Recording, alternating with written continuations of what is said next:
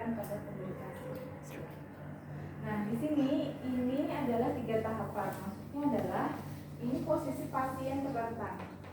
Pasien duduk kemudian berdiri. Kemudian pada posisi pasien terlentang ini yang kita latih. Jadi ini adalah teknik latihannya. Jadi bukan latihan untuk pasien Jadi bukan sebagai latihan pasien untuk terlentang atau untuk duduk atau untuk berdiri, gitu ya. Tetapi pada saat posisi pasien terlentang itu ada beberapa latihan yang bisa kita lakukan. Maksudnya gitu ya. Jadi nanti jangan salah paham ya, gitu. Ya, dan nanti kita coba mempraktekkan beberapa latihan ini. Nah, dan ini semua adalah merupakan dari teknik obat.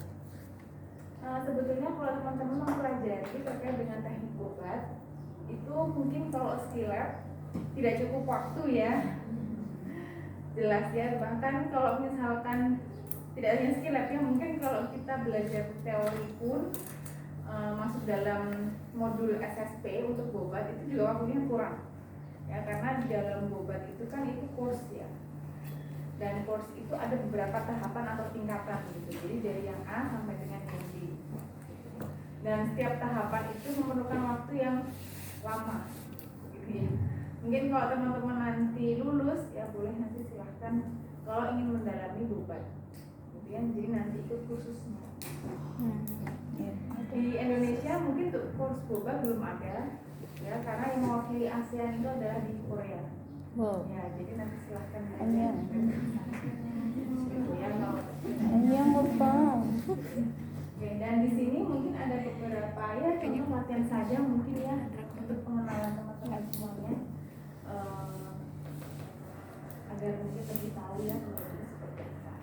Dan namanya teknik ya, jadi bobot ini bukan semata-mata teknik yang paling benar ya. Itu tidak ya, jadi mungkin nanti banyak, atau mungkin nanti kalau teman-teman mulai jadi ada PNF kan, di sini ada PNF, ada bobot, ada brainstorm dan lain sebagainya. Tentu pasti ada perbedaan. Misalkan contohnya adalah kita mengiringkan pasien dari posisi terlentang antara boba dengan mungkin PNF mempunyai teknik yang berbeda. Jadi jangan diartikan oh ini yang salah, oh yang benar yang ini, bukan ya. Mereka punya teknik tertentu dan tentunya dalam aplikasi ke pasien disesuaikannya dengan kondisi pasien. Boleh pakai boba tule, boleh pakai PNF tule atau yang lain, gitu ya. Dan nanti tentunya masih ada perbedaan gitu. Jadi jangan bingung kalau misalnya oh kalau mengirimkan tuh kayaknya yang ini gitu ya, atau yang ini gitu, kok ini berbeda misalkan kayak gitu ya, itu nggak masalah ya, karena beberapa teknik itu mempunyai perbedaan, jadi jangan bingung. Oke. Nah kemudian coba kita nanti praktekkan ini ya, dan saya minta model satu.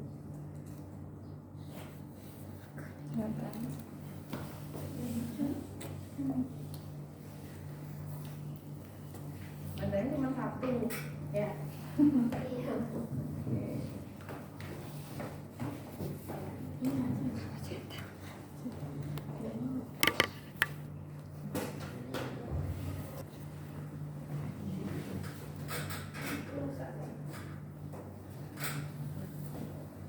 Posisi terletak. Ini kelihatan semua kan? Ini juga. Ya, ini. Pada posisi terlentang ya, yang pertama kita bisa melatih terkait dengan refleks inhibiting pattern ya, dimana kalau pada pasien itu dia mempunyai pola atau pattern sendiri gitu. Jadi artinya namanya pasien stroke di dunia itu polanya sama, nggak ada yang berbeda gitu ya. Kalau teman-teman ketahui bagaimana polanya adalah lebih ke arah, lebih mudah menghafalkan adalah lebih ke arah mendekati tubuh. Artinya semuanya lebih ke mendekati tubuh. Contohnya apa? Shoulder dia lebih ke ADD, lebih ke endorotasi ya, lebih ke fleksi. Itu adalah polanya seperti itu. Sehingga yang nampak adalah pada pasien stroke pada ekstremitas atas pasti tangannya dia begini. Itu pasti dia polanya ke sini. Gak mungkin dia yang polanya kemana gitu. Ya. Jadi pasti semuanya seperti ini, dan itu tentunya stroke di dunia itu sama ya, orangnya mau orang Indonesia, mau orang Eropa, mau orang mana tetap tiga pola ini. Nah, refleks inhibiting pattern adalah di sini kita mencoba untuk menghambat pada pasien ini untuk tidak mengalami pola yang seperti ini. Gitu. Nah, sebagai catatan latihan di sini adalah tentu kalau kita melihat pasien stroke itu kan punya masa sendiri ya. Jadi kita gariskan di sini ya. Ini serangan pertama. Serangan pertama yang terjadi adalah dia flasid. Itu pasti. Nah, kemudian terjadi beberapa waktu, lama-kelamaan dia akan menjadi spastis. Begitu. Jadi Yang pertama itu apa? Tapi awalnya tidak langsung kaku, tapi pasti ada kelemahan. Yang pertama tadi apa, Bu? Flasid. Pelasi. Flasid itu lemah. Pertama kali serangan, paham ya maksudnya? Iya. Pertama kali ada kerusakan di otak, entah itu karena penyumbatan, entah itu karena perdarahan. Itu awalnya adalah semua flasid, jadi semua ekstremitas yang terkena itu pasti lemah. Gitu awalnya. Kemudian berjalannya waktu terjadi regenerasi sehingga dia akan menjadi spastis, jadi kaku gitu. Kaku. Ya. Nah, latihan ini ada di pola yang tengah-tengah. Jadi belum sampai ke dia spastis dan sudah melewati fase flasid gitu. Nah, ini latihan ini digunakan pada fase ini. Ya, kalau istilahnya kalau di teori itu adalah pada saat itu area di penumbra ya. Baru kita latih. Iya. Kalau latih spastik dan flasid tentu tekniknya tidak ini ya. Iya. Ada teknik yang lain. Lebih lanjut. Iya betul. Makanya kalau kita bahas itu nggak cukup waktu ya kan. Kadang kalau kita mengikuti seminar aja kita harus hanya asesmen kita butuh waktu 4 hari. Ya itu hanya asesmen, belum pada teknik latihan. Sehingga memang waktunya sangat harusnya lama gitu ya. Padahal kalau kalian di kuliah, memang kalau dari dulu tuh kuliah itu kita tidak akan mendapatkan informasi 100% ya. Dari zaman saya pun juga sama gitu. Pasti kita mendapatkan informasi ya hanya mungkin 50% ya. Lainnya adalah nanti mengikuti ya seminar atau apalagi kalian ya, saya tuh dulu kuliah SSP itu dalam waktu 1 semester 6 bulan ya, dan kalian 1 blok ya, 1 blok 7 minggu gitu kan, jadi waktunya sangat singkat sekali ya. Memang kuliah itu seperti itu gitu ya, ya karena memang formal ya. Nah ini adalah latihannya pada area ini perlu bicara, jadi nanti jangan bingung gitu. Ketika lemah apakah bisa dilatih seperti ini gitu ya, ketika spastis apakah bisa dilatih seperti ini gitu ya. Saya informasikan. Oke, kembali pada refleks inhibiting pattern di mana kita mencoba menghambat. Jadi yang saya bilang dia belum ke spastis tapi dia sudah pada tahapan flasid. Sehingga refleks inhibiting pattern ini kita mencoba menghambat dia agar tidak sampai ke pola yang seperti ini ketika spastis. Nah pertanyaannya pasti bilang, apakah nanti stroke akan ke spastis? Iya. Nanti kalau udah sampai sini dia bersifat permanen. Iya, sehingga kalau orang stroke itu kan jarang ada yang sembuh total seperti kita gitu ya. Kenapa permanen ya? Itu nanti ada penjelasan sendirinya pada teori. Gitu. Kenapa dia menjadi permanen dan ketika permanen kok belum sembuh? Gitu. Seharusnya dia perlu adanya regenerasi kan sembuh, tapi kenapa kok dia jadi permanen padahal belum sembuh? Nah itu nanti di dalam teori. Oke, nah refleks inhibiting pattern tadi kita mencoba menghambat dia agar tidak pola seperti ini ya, pola ke arah spastis. Sehingga kita memberikan stimulasi ya berupa sensoris. Nah, contohnya di sini adalah dengan menggunakan handuk atau menggunakan bantal. Nah, handuk atau bantal ini selain untuk menghambat juga sebagai input sensoris, stimulasi sensoris. Nah, apakah bisa ini dijadikan stimulasi sensoris? Tentu bisa ya, karena tubuh kita adalah ini responsif. Jadi ketika ada sesuatu hal, impuls yang ada di lingkungannya dia pasti responsif gitu. Dan itu mengikuti dari rangsangan yang diberikan. contoh ya, misalkan kalau saya bilang gini, dia relax ya, tonusnya bagus. Coba kalau saya kemudian berikan dia jarum, ya saya berikan jarum ke sini, yang terjadi apa? Pasti dia menegang ya. Itu contohnya seperti itu. Jadi ini adalah berupa sensoris. Caranya adalah kita coba untuk memberikan sensoris. Ini contoh yang lemah yang sisi yang kiri ya, kiri aja. Kita berikan input sensoris dari atas bahu, ya. Jadi jangan sampai di sini, ya, atau di sini, ya, tapi dari atas bahu. Oke, di sini. Kemudian ini posisikan anatomis. Kemudian harusnya dia sampai kepada ya semuanya ekstremitas.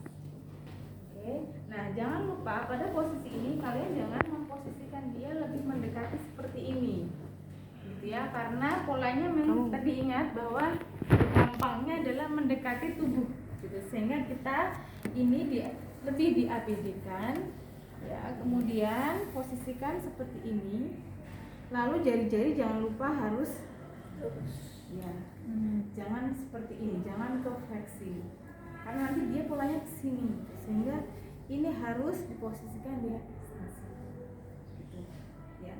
Ini hanya sederhana, ya, tetapi ini mampu untuk merespon dia, itu untuk taktil sensoris, ya. Ini contohnya. Nah, tidak hanya ini kan kasar ya, nanti kalian bisa menambahkan misalkan menggunakan hangat, dingin, tajam, tumpul, yang penting respon sensoris. Bisa pakai ini, ya, distimulasi, oke, semuanya, gitu ya, pada kondisi yang lemah. Oke. Kemudian pada ekstremitas bawah ini juga sama, ya. Ini saya ambil anduknya ya, tapi seharusnya nanti ini berbarengan dengan yang di sini, oke. Nah, ini karena nggak cukup. Kalau yang di sini ini juga sama, ya. Kita berikan respon sensoris dari sini pantat, ya, dari plastiknya, lalu diposisikan sedikit eksorotasi ABD. Oke. Eksorotasi Kemudian ABD. setelah itu ini, ya, ankle pada pasien stroke dia lebih cenderungnya ke Plantar. sehingga kita lebih posisikan dia ke Dorsal. Nah, kemudian setelah ini kita berikan Penyangga. ya. Ya, ini contohnya seperti itu. Ada pertanyaan? Ibu dua-duanya bisa langsung gitu Bu. Misalnya kalau Duduin dulu. kanan dan kiri langsung di gitu juga. Oh, bisa. Oh, Tapi bisa. kan ini ceritanya ini yang Oh sehat. iya, kalau Ini ya. iya. Misalnya kalau dua-duanya itu langsung bisa. Tapi kalau itu kan jarang dua Oh. di situ ada, tapi jarang aja. Iya. Pasti ada satu sisi. Oke, seandainya kelemahan yang terjadi dua-duanya ya dua-duanya. Kita simulasikan seperti itu. Oke. Ada pertanyaan nggak? Artinya kita terus pegang ini selama berapa lama? Ini posisikan ini ya. Ini tidak dipegang, jadi diposisikan ini sebetulnya parameternya tidak ada berapa lamanya, tidak ada. Tetapi yang terjadi adalah ketika kita sering memberikan respon sensoris, stimulus sensoris, otomatis dia akan mulai belajar, sehingga sesering mungkin boleh dilakukan. Kalau di stroke seperti itu, karena apa? Ini adalah kerusakan pada sistem saraf pusat, yang dimana kita tidak bisa menargetkan seperti kita melatih pada atlet. Ya, kalau atlet kan dia harus mencapai target endurance sekian sehingga latihan sekian. Dia harus begini sehingga endurance tercapai. Kalau di stroke dia tidak bisa, karena di sistem saraf pusat jika terjadi kerusakan dia itu fluktuatif ya kondisinya. Nah, sehingga kita lebih mengacu adalah kondisi umumnya, bukan pada berapa lama dia latihan, berapa kali dia latihan. Nah, seandainya kita cobakan posisi ini dalam waktu 1 menit, kita cek kondisi umumnya, misalkan pasien berkeringat, kemudian pasien itu mulai sesak nafas, pusing, kita harus hentikan. Gitu. Meskipun target latihannya belum tercapai. Nanti setelah dia kondisi umum membaik, kita lakukan lagi.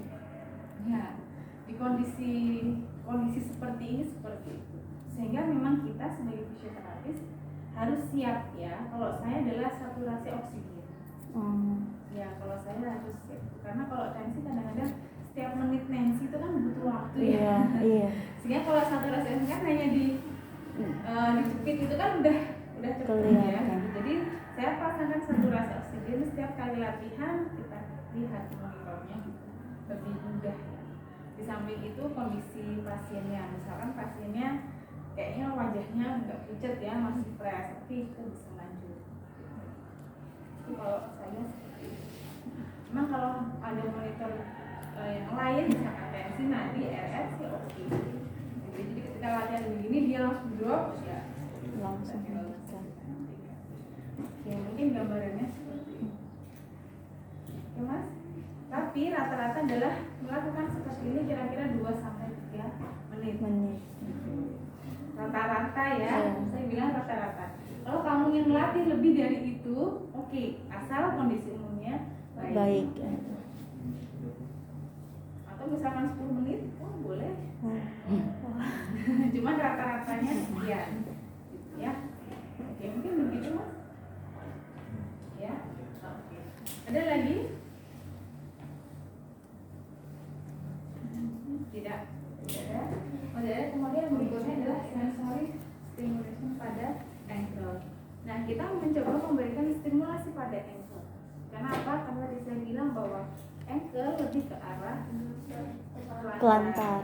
Sehingga ini akan mempengaruhi dari dia berjalan ya. Kalau kamu tahu pasien stroke yang misalkan dia sudah terlanjur ke plantar fleksi, pada saat dia berjalan yang terjadi dia tidak ada dorsal fleksi ketika dia ada standing ya, fase standingnya dia nggak ada dorsal fleksi, yang ada adalah dia hanya ya nggak ada pergerakan yang terjadi, sehingga kita memberikan stimulasi pada ankle.